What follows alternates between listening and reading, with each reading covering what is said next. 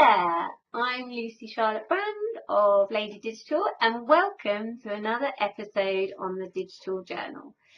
Today's episode is about two artists that I find incredibly inspirational and, if I'm honest, a little bit intimidating.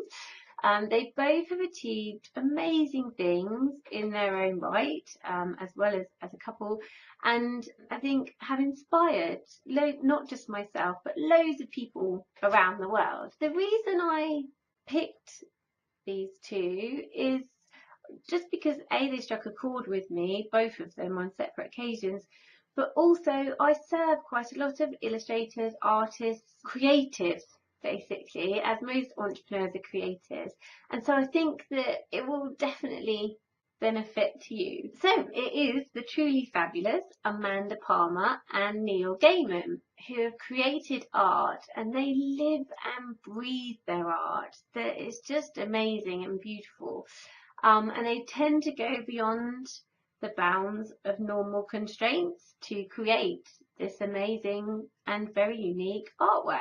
Even if you don't call yourself an artist, I wouldn't say that I was an artist. I'm not a musician or anything like that. It's definitely worth watching because there's nuggets in there for everyone, and I think that you'll come away feeling very inspired, and it might even talk to the artist within you. So let's get started.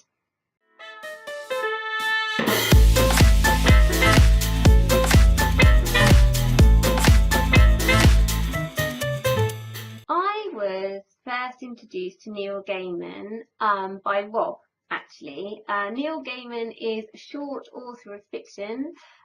You might know him from the Sandman comics, and also he wrote the novel Stardust. Rob absolutely loves him, so we have all of his work on our shelves. A few years ago, when we just moved into our flat here in Hove, someone sent me Neil Gaiman's commencement speech at the University of Arts in Philadelphia, which he gave in 2012 to graduating students. And at the time, I was in a job that I wasn't particularly happy in. And I remember exactly where I was. I was sat on our bed waiting for the shower.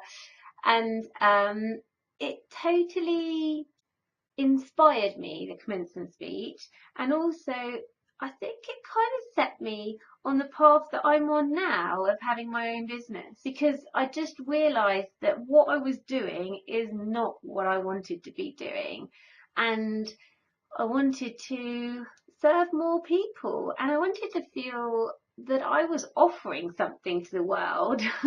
In his commencement speech, he talks about going beyond the bounds, and if you don't know that it's impossible, then it's easier to do because no one has done it before, and therefore there's no rules. He also talks about how he always wanted to be a writer and how he had that as a distant mountain, and on his way he would ensure that every opportunity he took and every job offer he took was getting him one step closer to his mountain, which was becoming a writer.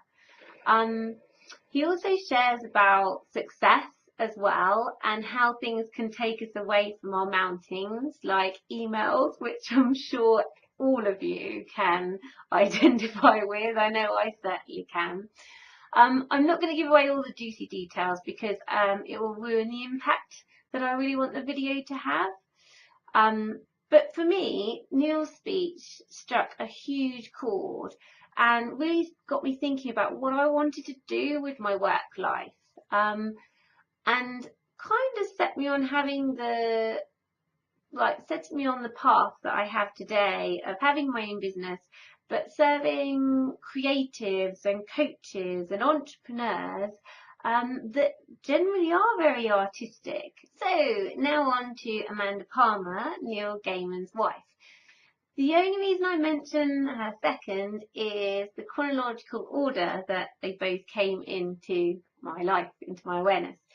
Amanda Palmer is an American singer-songwriter, and she is the lead singer in the Dresden Dolls, and she's also the singer-songwriter of Amanda Palmer and the Grand Theft Orchestra.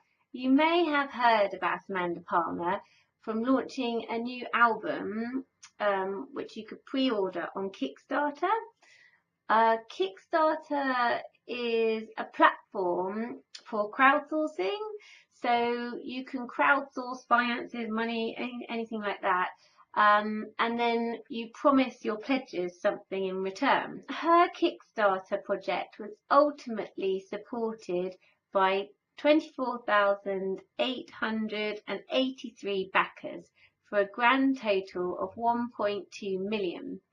At the time, this was the most funds ever raised for a musical project on Kickstarter. The reason Amanda started her Kickstarter project was because she wanted to create an album for Amanda and the Grand Theft Orchestra, but no record company would support her in making this, so that's why she chose to turn to Kickstarter and raise the money herself, which is very impressive and innovative, I think. But I actually heard of Amanda Palmer through one of my most amazing and dearest friends, hello Leslie, who suggested I read her book, The Art of Asking.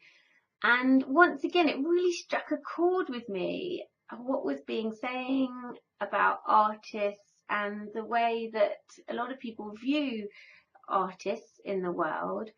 And it's also about asking without shame, which Amanda cites as being a collaboration if you can ask without shame. If you are an artist, then you should definitely read that book because it's brilliant.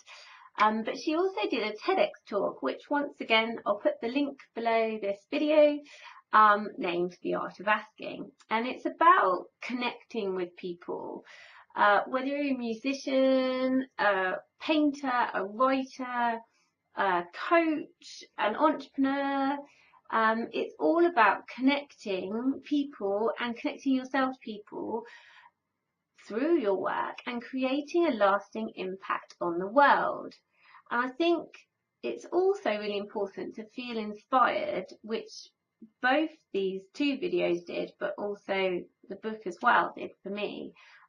Especially if you are an entrepreneur or you work from home or you freelance, sometimes it can become a bit the samey. So it's good to shake things up and spice things up a bit. And I think that artists definitely can do that because they offer different perspectives to perhaps yourself.